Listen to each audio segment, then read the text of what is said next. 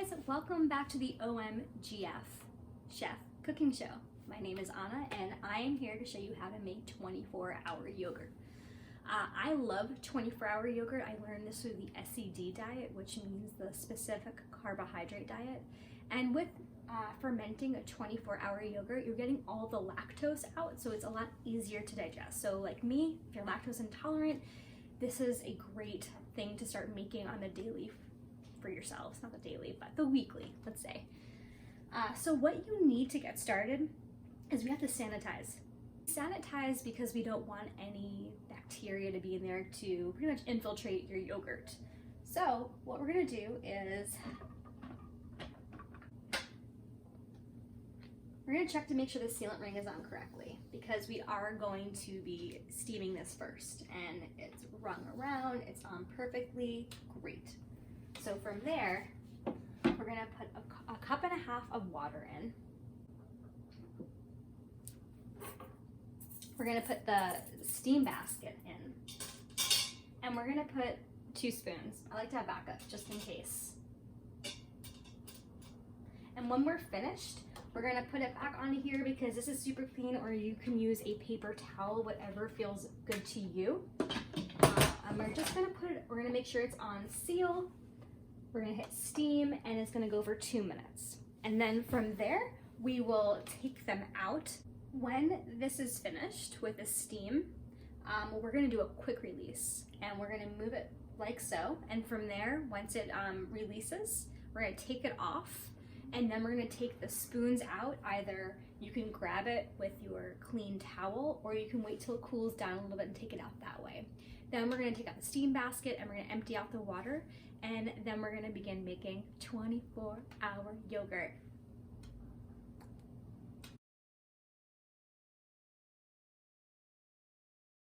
Ingredients. So this is a ½ gallon of Organic Valley grass-fed milk.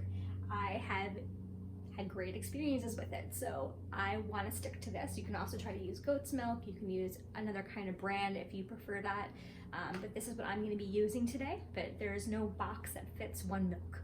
Okay. Then we have Siggi's. This is an Icelandic yogurt. It's pretty thick. I could not eat this on my own, but the way we're gonna make it, I can. And you always want to find the lowest sugar count, and this has a pretty low sugar count of 4 grams. And then you also want to make sure that any yogurt that you're picking up has different probiotic properties. So this has the acidophilus, lactobacillus, and bulgaricus as well. So it doesn't have to have all of those, but you need to have a few probiotics in there to make this effective and also help your GI system. So first, we're gonna start off with pouring the whole ½ gallon of milk into the Instant Pot.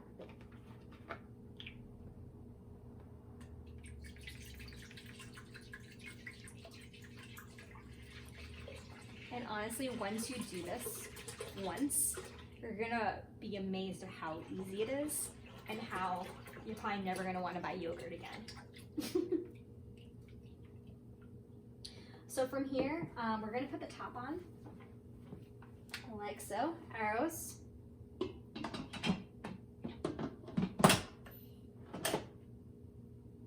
You seal. Then you hit yogurt, and then you go to adjust, and it goes to boil. So you're bringing it to a high temperature just to make sure that any bad bacteria gets out of that yogurt. Then we're gonna let it cool down.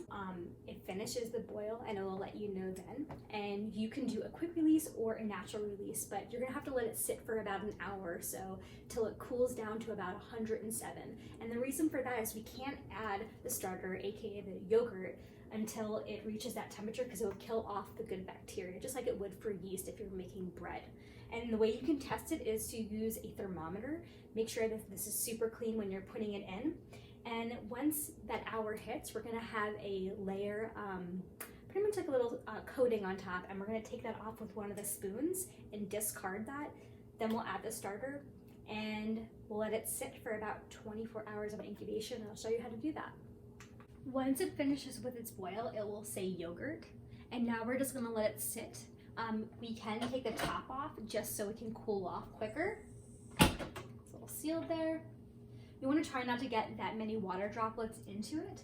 And you can also take the inner pot out and let it cool, but I'm just gonna let it sit in there for about an hour, hour and a half. And we just want the temperature to get really cool so we can add the yogurt, aka the starter. There is a layer on top of the yogurt, so I'm going to first take the internal temperature with my sterilized thermometer, and the temperature ranges from 109.9 to 110. Perfect. So from here, the next step would be to use my sterilized spoon and skim off that top layer that I will be putting on into a bowl. And then I'm going to be adding my Siggi starter. And you can use 1 to 2 tablespoons, but I am going to use the whole darn thing because you can also sterilize a whisk. I'm sorry, I forgot to put that in the sterilization process. Or you can use a spoon. The yogurt's pretty warm, so you just have to stir it pretty vigorously just to make sure all the clumps are gone, but it is pretty warm, the yogurt still, so it will dissolve. But you just want to make sure you can get all of the clumps out.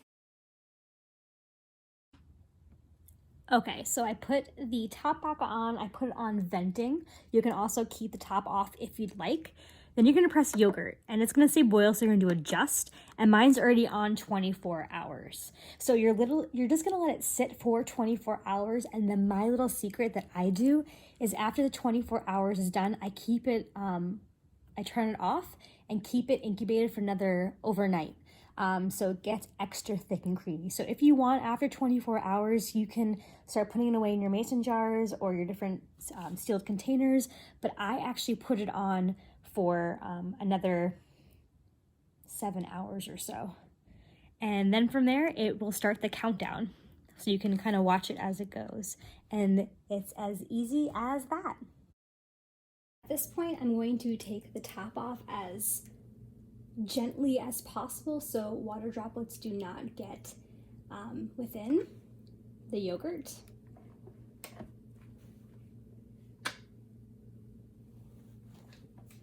Ta-da!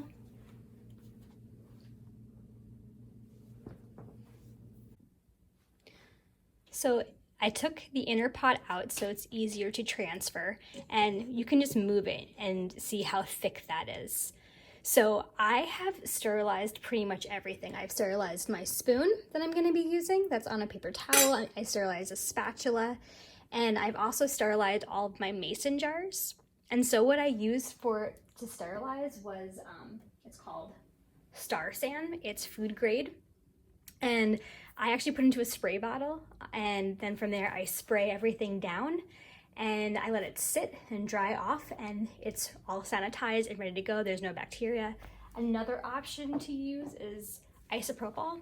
You can use a spray bottle, or put it in a spray bottle itself with water to dilute it just a little bit. And it does have a pretty intense alcohol smell, so once you do it, you want to let it sit for probably like an hour or so to kind of release. Maybe it's a little less, but I just do that anyways. And let's transfer. I just have to show you how thick that is.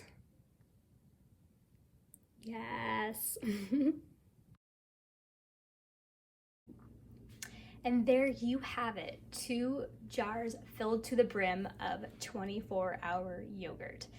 You should store this in the fridge. It lasts up to a week. And I love drizzling some honey, putting some fruit and granola in there. You can add some nut butter if you like. I also add this to my baking. It's pretty multifaceted.